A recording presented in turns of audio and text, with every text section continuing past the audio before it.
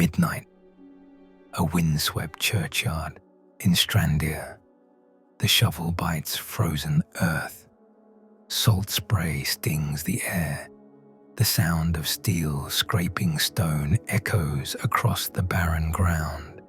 A man breathes hard, his breath visible in the freezing dark. He whispers in old Icelandic, then repeats in our tongue. The cold grave offers its coin. A single silver coin appears in the moonlight, tarnished, ancient, pressed into a cold palm still reeking of dirt and decay. Then comes another sound, not fabric tearing, something tougher, something that was never meant to be removed.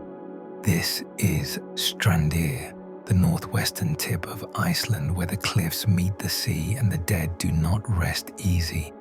The year is somewhere in the 17th century, though the exact date has been lost to ice and ash. What has not been lost is the ritual.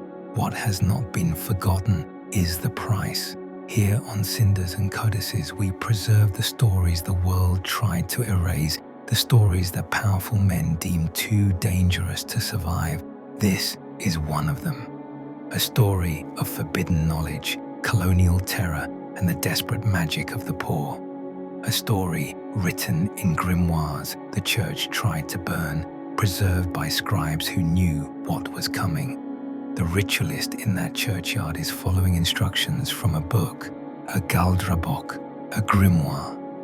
The manuscript bears the catalogue number IB38342, and it sits today in the climate-controlled silence of the National Library of Iceland. But on that frozen night, it exists as ink on cheap paper, hidden in a turf-roofed house, copied by candlelight by hands that know what happens to men who write such things. The ritual has a name, nábrók, Necropants. The instructions are precise, clinical, almost bureaucratic in their cruelty. You must make a pact with a living man. He must agree to let you use his skin after death. You must dig him up at midnight. You must flay the skin from his corpse in one seamless piece from the waist down. You must wear the dead man's legs as trousers, skin on skin. Then you steal a single coin from a poor widow. You place it in the scrotum of the corpse leather. You write the magical stave, the nábrók, on a scrap of parchment and slip it beside the coin. If you do this correctly, if you follow every step without deviation, the necropants will never stop producing coins. The cold grave offers its coin forever. The manuscript does not explain why this works. It does not appeal to demons or angels. It simply states the process. This is not theology. This is technology. But someone is watching. Someone is always watching. The intimate terror of the graveyard shatters. A new sound rises across Iceland. Not the howl of wind or the crack of ice. The rhythmic stamp of official decrees arriving from Copenhagen. Ships bearing the seal of the Danish crown. Ships carrying men in black woolen coats with faces carved from Lutheran orthodoxy. This is not a monster from the fjord. This is a river of bureaucracy sent to scour the old ways clean. The age of whispers is ending. The age of testimony begins. A Danish seal is stamped on a proclamation. The wax bleeds red. The document is posted in Skarlholt, in Hola, in every church across the colony. The words are in Danish, then translated into Icelandic by priests whose voices tremble with righteous fury. Witchcraft is forbidden. Sorcery is heresy. The practice of Galder is the devil's work. Anyone found in possession of magical books will be investigated. Anyone found practicing the old rituals will burn. Iceland is not an independent nation. It is a colony, strangled by Danish trade monopolies and Lutheran reform. The Danish governors do not ask permission. They do not negotiate. They arrive with the authority of God and King, and they expect obedience. The Icelandic historian Jón Magnússon will later document the terror in his book, The Pisla Saga. The Oxford Research Encyclopedia on Nordic Witchcraft catalogues the prosecutions. Between 1625 and 1685, at least 120 people are accused of witchcraft in Iceland. 22 are executed. 21 of them are men. This is unusual. Across Europe, witch hunts target women. But in Iceland, the target is different. The target is the Galdra men, the sorcerers, the men who write the books. 2 men, 2 books, 1 island. First, the anonymous scribe of IB 383, 42. We do not know his name. We know his handwriting, ink-stained fingers by candlelight, copying staves onto cheap paper. He is not a demonologist. He is not a scholar. He is a farmer, a pragmatist, a man preserving knowledge for survival in a land of rock and ice. The manuscript he copies is a collection, recipes for protection, rituals for love, instructions for finding lost sheep. And yes, darker things. The nábrók, the helm of awe, the fuhau to make yourself invisible. These are not grand theories, these are tools. Survival manuals for people living at the edge of the world. He names names, he points fingers, he provides evidence for the courts. Men will burn because of what he writes. These 2 books exist in the same moment, in the same landscape, describing the same rituals, but they see them through opposite eyes. One preserves, one condemns. This was never a battle for Iceland's soul. It was a battle for its memory. The official histories tell of a righteous war against demonic witchcraft, priests saving peasants from Satan's grip, the church as guardian, the Danish crown as liberator, but the buried codices, the galdrabækur hidden in turf walls and false-bottomed chests, tell another story. This was not the erasure of evil. This was the systematic destruction of a local, desperate knowledge system by a foreign, colonial power. Look at the manuscripts side by side. The stark, runic simplicity of a galdrastafur next to the ornate Latin script of a church document. The galdrabók is written in Icelandic, the language of farmers. The decree is in Danish, the language of empire. The galdrabók costs nothing to produce. Cheap paper, homemade ink, knowledge passed from hand to hand. The church collects tithes. The Danish traders control the price of every fish, every sheep, every pound of wool. Dependency is built into the system. If you can curse your neighbor's sheep, you do not need the priest to intercede with God. If you can draw a stave for protection, you do not need the church's blessing. If you can make coins from the grave, you do not need the Danish merchants. Self-reliance is heresy when your power depends on helplessness. A Danish ledger from a trading post in 1650 shows the prices. Wool sells for a fraction of its value in Copenhagen. Fish, the same. The Danish merchants hold the monopoly. They set the prices. They control the ships. An Icelandic farmer cannot sell to anyone else. It is illegal. Archaeological digs reveal sheep bones showing malnutrition. Human remains show the same. This is not poverty as metaphor. This is poverty as a physical fact ground into bone.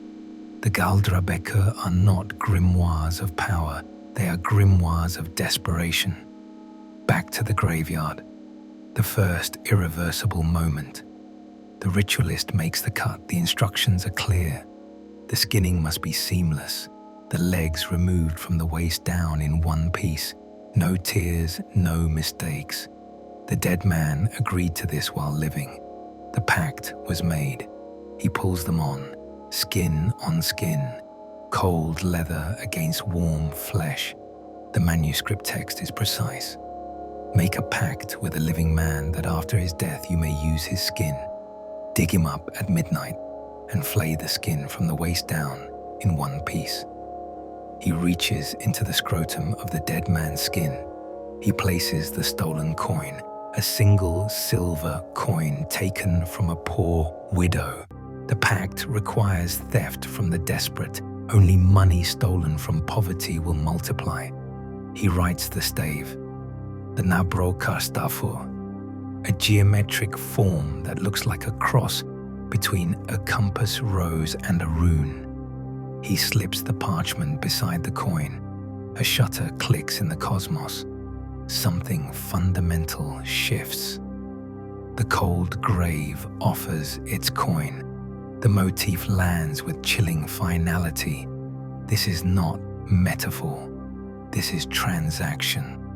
The dead provide, the living take. The magic is in the exchange. But who benefits when this knowledge is forgotten? By burning the sorcerers, they were not just burning men. They were burning self-reliance. They were burning a history that did not depend on Danish ships or Lutheran priests for salvation. The Pisla saga lists the executed: Jon Jonsson, Thorstein Egilson, Jon Rognvaldsen, men accused of possessing galdrabekur, men accused of drawing staves, men accused of making pacts with the dead. The court records are meticulous, every accusation documented, every confession recorded, every execution invoiced. This is not a mob with pitchforks. This is clerks with quills. Every scream is documented. Every burning is accounted for in the ledger. Reverend Jon Magnusson's prose in the Pisla saga is fevered, first person, desperate.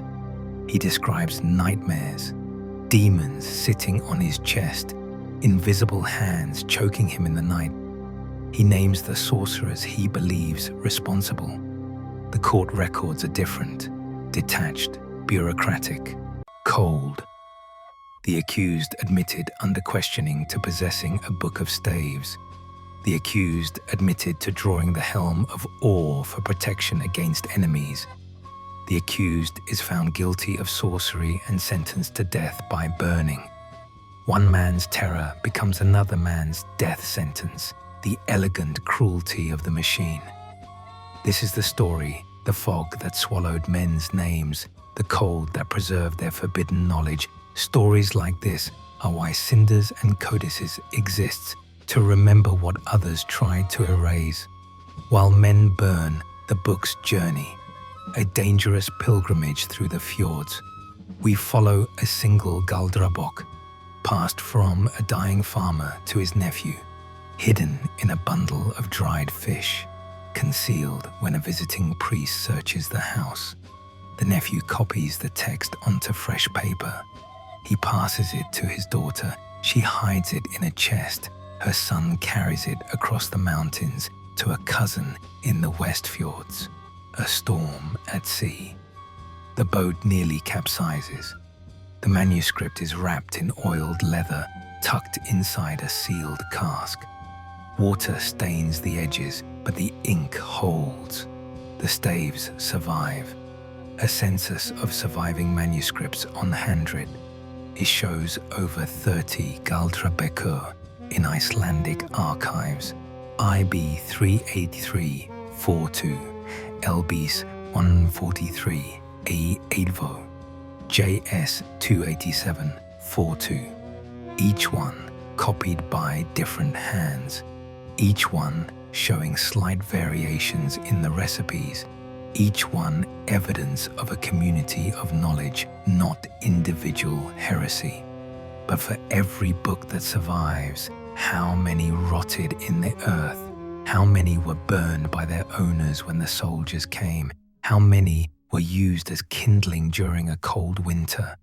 The Icelandic folklorist John Arnason, writing in the 19th century, collects oral traditions, stories of grimoires hidden in walls, stories of farmers who could make themselves invisible, stories of the nábrók passed down through generations. Though no one living admits to trying the ritual, the survival of this one book feels like a miracle, or perhaps like magic of a different kind. The journey ends. We are in the climate-controlled silence of the National and University Library of Iceland. A curator's gloved hand turns a page of EB 383, Portu. The paper is brown with age. The ink has faded to sepia, but the letters remain sharp. The nábrók stave, the magical stave itself. It is geometric, precise. A circle with radiating lines, smaller circles at cardinal points, runes at the intersections. It looks ancient. It looks alien. It hums with forbidden power on the page. All the fear, all the hope, all the desperation of 17th century Iceland distilled into this one form. Not a demon's sigil, not an angel's seal, just a symbol, a tool, a technology. The same stave appears in other manuscripts. LBS 143 8vo shows a nearly identical version. The Hulda manuscript from 1860, compiled by Geir Vigfússon, includes a redrawn copy, cleaned up, formalized. By the 19th century, the nábrók has become folklore. Safe, quaint, no longer dangerous. But in 1650, possessing this image could get you killed. The payoff arrives. The cold grave offers its coin, and this is the signature on the receipt. The Danish governors are gone. The trade monopoly ended in 1787. The Lutheran state church no longer burns anyone. Reverend Jon Magnusson is dust. The empire that condemned these men has faded into the margins of history textbooks, but the scribe's ink remains. The stave, once evidence for a death sentence, is now preserved, digitized, and studied. High-resolution scans on handwrit is academic papers analyzing the symbolism, museum exhibitions showing the manuscripts behind glass. It has outlived its enemies. The light refuses to die. The erased refuse to stay silent. You just have to know where to look. The shelves of the Arni Magnusson Institute hold thousands of manuscripts, sagas, eddas, legal texts, and scattered among them, hidden in plain sight, the Galdrabekkur. On a computer screen, a researcher displays the nábrók stave. The pixels glow. The stave drawn in candlelight by an anonymous farmer 4 centuries ago now exists as ones and zeros, infinitely reproducible, impossible to burn. The cold grave offers its coin. The coin is memory. The coin is survival. The coin is this story, passed from hand to hand, from ink to pixel, from grave to archive. The empire wanted this forgotten. The church wanted this erased. They failed. Subscribe to cinders and codices to help us preserve the stories history tried to bury, the grimoires the powerful tried to burn, the knowledge the desperate tried to save, the light that refuses to die.